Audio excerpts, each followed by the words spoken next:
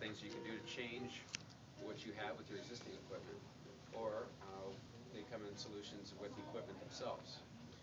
So we'll go over both of those things with you today. Kent serves as a consultant for a number of companies, Peavey being one of them, and is also a sound tech, a worship tech, and he does sound for Paul Baloche.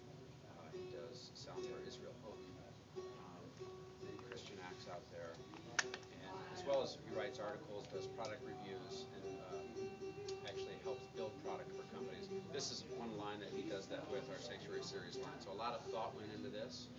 Kent pastored for a number of years, and he's run into a lot of these problems himself, and he designed this Sanctuary Series product with those problems in mind, so that we have solutions for you. So without further ado, Kent Morris here, and we'll give you a tour of the Sanctuary Series mixing consoles and speakers. And if you guys have any questions, feel free to ask. It's kind of an informal thing here. So. Thanks, Bruce. Appreciate you guys coming out. And we'll walk through this, just sort of an informal thing, as he mentioned, because there's just a few of us here. But in church sound, we always run into the same exact problems. Everybody has the same issues. It doesn't matter what your church looks like or how it does its thing.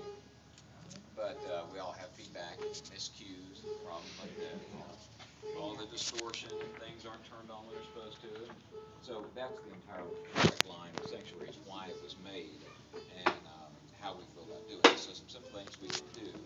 The first thing is to think about if we had nothing else in the mix, the most important thing is always the vocals. Vocals always want to run.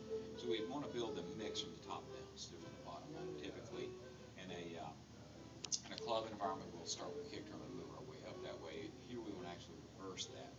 We also want to think about, can we make room for something by moving something else, not just down in volume, but changing the frequency response, how it works.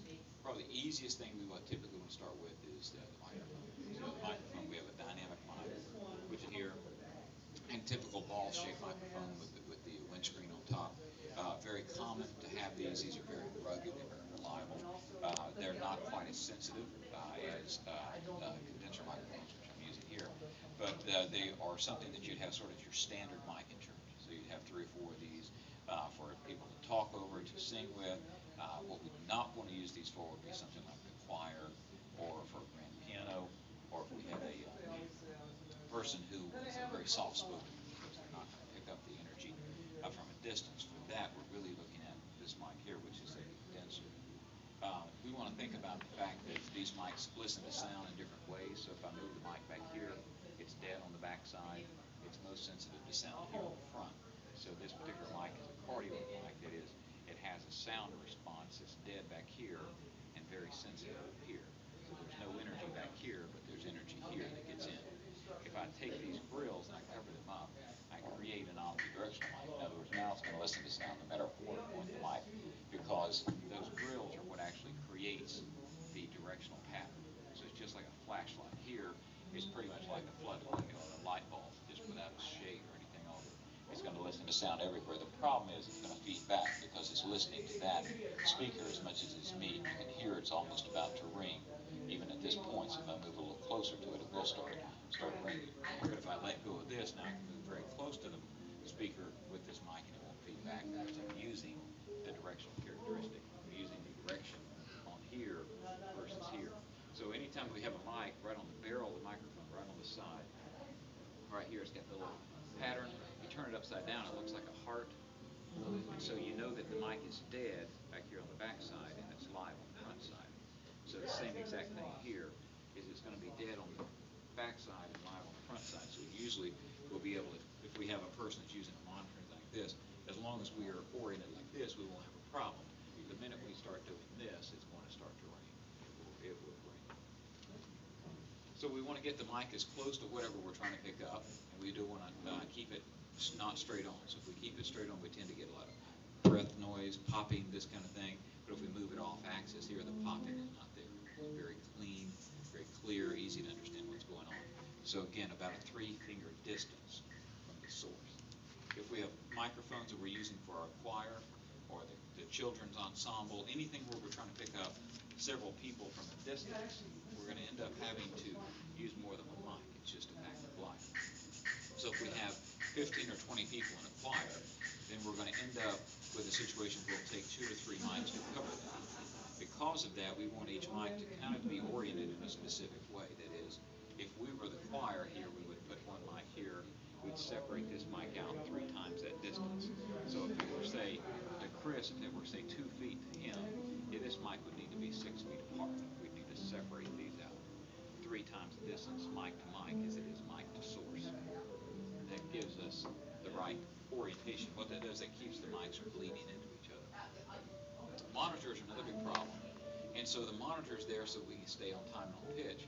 So we want to keep as little in the monitor as possible, because what happens is the more we put into it, the less we can hear it. So if I have a monitor mix and I simply dial up everything into the monitor mix that's possible, the whole band, what I end up with is just the same thing coming out of this little speaker that I have coming out of my main speaker, which that's fine if you're just listening. But if you're the singer and you're trying to stay on time and on pitch with everybody else, you can't pick yourself out of that mess. There are too many things going on. So what we try to do is to turn things down. So for instance, we would turn off all the drums in the vocal monitors except for the kick and the hi-hat and a little bit of snare. We want to turn off all the toms and the cymbals because we don't need that information in there. If I'm the keyboard player, I don't need to have every vocal in there. I just need to have the lead singer vocal, so I can have that reference there as to where we are in the song. Effects are always a problem in the sense that they're generally overdone. We do too many things with them. So one of the easiest things we can do is just to say, let's only put the reverb on things that are going to need reverb, meaning the vocals, and pretty much leave everything else out of it, other than, say, an occasional bit on the snare drum. We want to also think about if we have things that are too loud or too soft, which happens all the time. We're going to use compressors for that. Now, on the Sanctuary boards here, this whole series of boards, all of these have compressors built in, and all the compressor does is it takes this much volume and makes it this much volume. It simply takes things that are too loud and turns them down, so that we can take the average and turn it up, and that's the point. So that we have a pastor that can be very soft. Then he gets really loud, then he gets really soft, then he gets really loud. If I put a compressor there, then I'm able to control what we call dynamic range, difference from loud to soft. I'm able to squeeze that down and keep it consistent. So that if I have a person that might have a lapel, they go down to pray or to speak or to read something, they get very loud, then they go and they talk to me very soft. If I can compress, if I can turn this part down, it allows me to turn this part up. That's the combination of those two factors that we have together. So a number of people ask questions about the equalizer, and so let's look at that for just a second, because that's such a vital part of what we do. All the blue knobs on this mixer are equalizer knobs, and an equalizer knob is absolutely nothing more than a volume knob. It's just part of the sound. It's not all of the sound. So here I'm on channel 9 on this particular mic that I'm on. This is the volume knob for everything. So if I turn this down, the sound goes away. If I turn this up down here, if I turn it up, it goes up to this point. So I can turn the entire channel up and down with this one knob. This knob, and this knob, the dark blue knobs, those are volume for bass, mid-range, and treble, or low, mid, and high. And they do the same thing. If I turn up the mid-range control here, then it's going to boost the sound in the middle of my voice. If I turn it up here, it's going to boost the sound in the bass of my voice. If I turn it up here, it's going to boost the treble of my voice, the sparkle. So we generally want to leave these things relatively flat, in other words, about the 0 mark. And we always want to use them to cut. In other words, here, if we do this, if we leave this up at this point, that popping is there, and we even have some breath noise and a lot of the handling noise.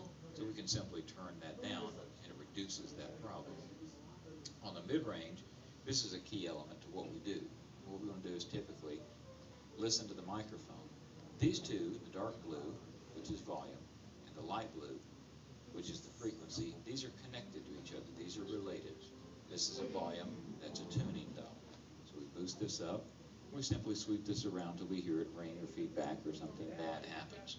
You can hear it sweep the top end of my voice, the mid-range of my voice, and the low part of my voice. And so at some point here, it's going to ring. You can hear it starting to ring in the system there. And I would turn that from a boost to a cut. What that basically does, that takes out the bad part of the sound, which is so prominent, so heavy in my voice. So that allows us to start to create a mix that makes sense. The entire idea of these mixers is that we want to control what goes on with the pastor speaking, with the announcements, with all of these kind of applications. And we have auto channel mixers built into this. So on the big board here, there's 8 channels. And on the smaller board, there are 4. Even the little tiny job, which is this guy, has 4 channels of automatic mixing. What it means is, if I have 2 microphones turned on, it automatically turns off the one that I don't need to have. So in essence, if this mic were to be over here on the side, and I was mixing, I would turn this mic off because I don't need it. There's nobody talking into it. It's not important. But if this mic were to die, I would want this mic to come on here so I could then bring in this channel here and have this one on. But what happens so often is that you end up leaving both of the mics on. And so they tend to sound very hollow, very thin. They tend to feed back often. And so we need to have somebody back there smart enough to remember to turn it off every time. And that's exactly what this automatic mixing does, is it turns off the mic when it's not needed, turns it on when it is needed. Does it automatically, does it very simply, doesn't get in the way. It allows us to select which one is going to be most important. And it's actually labeled pulpit and lapel or wireless. And so if we want the pulpit mic to have the priority, we put it in that position. But if we want the lapel mic to have it, we put it in that position. So that typically the pastor wants the lapel mic or the headset or the handheld wireless to be his or her most important mic. And only if the battery dies does the other one come on. So it's pretty easy. Simply set it to that position. The other big thing that happens in all of these situations is feedback. Now, almost every system is going to feedback at some point in time. So all of the mixers have a built-in, what we call feedback ferret, a feedback eliminator. And it works by looking for that particular frequency of feedback. When it finds what's feeding back, it allows a filter to be pushed to it and to turn that down. So it's very, very tight volume control. So if I were to go over here and create an issue here by creating an omnidirectional mic and bring this thing in so that it's actually going to feedback. Oof. Then it automatically finds that and gets rid of it. That's what it does. It finds it and gets rid of it. Because of that, then no matter what happens, nobody gets hurt because it lasts about 2 seconds and it simply goes away. The other big thing that we do in churches, we use a lot of tracks, a lot of control factors. We might have the choir that sings with the track, something of this nature. And because of that, we are allowing you to be able to do what we call a monitor blend. That is, blend how much of the music and the voice gets back into each of the monitor channels. So you're able, especially with kids choirs, to bring that part back up so the kids can understand what's going on. The other big part of this is that we have a special equalizer circuit, which is this knob right here. And this is called the mid-morph knob. And it allows us to do this. If I take this knob here and I boost it up, you hear the voice be very crisp and clear. The high frequency is being boosted around 4,000 hertz. But if I take and I cut it, it actually cuts the lower mid-range. It takes some of that hollow energy out of the voice and allows it to sound better no matter where you turn it. So that's mid-morph, and it's built in. One knob does 2 different things. We were asked at a church in Tennessee to come and fix a problem that they had all this equipment in there and they couldn't make it sound good. It was just too much stuff. So we replaced all of that with this one mixer, which is the smaller version of the board that's near the projector over there, because everything that was on this whole rack, everything in there is built into one box. That's the beauty of the Sanctuary line. So it takes things that are complicated, that are very elaborate, makes them simple and effective. This is the one that's down here, the larger console. This is the small one over here. And then the other part of this whole thing is speakers. Speakers are such a vital part. It's the only part of the sound system that you actually hear. And you can see the stacked white speakers there. That's part of the Sanctuary line. And they have a very neutral appearance, very clean, very nice, attractive appearance. But they also have a very good sound, and they have a 16-gauge steel grill behind them. So you have a situation in your church where it might be a multi-purpose room, a gymnasium, something like that. You can install those, put them up there if you get hit with a basketball or something, or volleyball. It doesn't dent the grill, doesn't make a big mark, it simply works. They come in white or in black. And then the one that you see hanging here off of the display pole, that's a line array. That line array is not made for a music reinforcement, but if you had a room where mainly we're concerned for speech reinforcement, Lutheran Church, Catholic Church, that is what that's designed to do. It's got 16 small speakers in there, very good at taking sound and putting it just where the people are sitting and leaving it off of everything else. So let's look for a second here at how we can do some of these things. We'll walk through the typical channel here.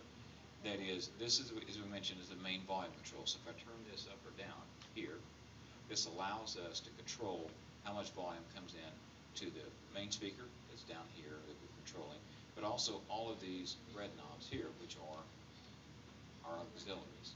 And so if I have a monitor that is set up for my singers, and I turn this up, then my voice coming into their monitor is going to get louder.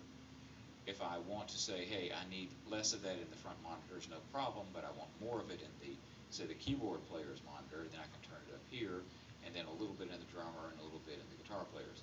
So you can see 4 different mixes, all from the same channel. So we think of this in the horizontal plane as well as the vertical plane. So this is what's going from this channel, my voice, to each of these 4 positions. So you can see it's a separate mix or distinct thing. So this allows us to be able to control what goes to each section. It's a little bit to keep up with, but it's not hard if you think about it from this perspective. This is what's going to go out to that monitor. This is what's going to go out to that monitor. So 4 distinct ones in this position. Down here, the brighter red knobs, these are set up for the effects. And so if I have the effects processor set up, I can go in and create reverb and effects and delays and all that kind of thing. And I'm allowing myself to be able to turn this up or down and have that effect on that voice. That's a really impressive way to do it, because this allows you, if you have a singer and she's doing a solo and you have reverb here and delay here, that when you fade her channel out, that is when you take the slider at the bottom down here and you were to fade her out, that reverb goes away with her voice, so it stays consistent. So the relationship or the ratio between what we call the dry signal and the wet signal up here is going to remain consistent, so you have a very smooth sounding kind of thing. Another big important part of being able to do anything in live sound is to be able to fix problems so that you're not doing it so that everybody hears what goes on. That's where this little white button comes into play. This is called a pre-fade listen or a solo button. If I push this one button here, it allows me to have in my headphones, which I can plug in the front, just this voice. So for instance, let's say that we have a group singing, we've got the whole band going and everything's going on, and we're hearing one mic that's got a bad cable that's popping and making a strange sound. All we would have to do is put our headphones on, push this button on each channel until we find exactly where it is. We say, oh, it's in this one, I can hear it in the headphones. This allows us to turn that one down temporarily until we can get that cable replaced. The other thing that that does is if I push this button here, over here on the master section, over here where my meter is, I'm going to actually mute this channel. You can see the lights are lighting up there for this particular channel, even though it's completely muted, because I'm listening before the fader, so it doesn't care what's going on downstream. This allows me to set volumes and channels and find if the pastor's lapel mic is on before I can have it muted. The pastor can be walking up on stage about to give the presentation, and I can push this button and just make sure that that mic has been turned on, and turn the power switch on, and we're ready to go. Another simple way to do that. The other thing that we consider in live sound is where we're going to route these things. So you see here, I'll zoom in so you can see this. Right here it says group assign, and we have one that says solo, choir, and music. We have a slider switch next to it. And this allows us to take this channel and say this is a music channel, so this would be an instrument, keyboard, or whatever. Or is this a choir microphone, or is this a singing microphone or solo microphone? By moving these to different positions, what it allows us to do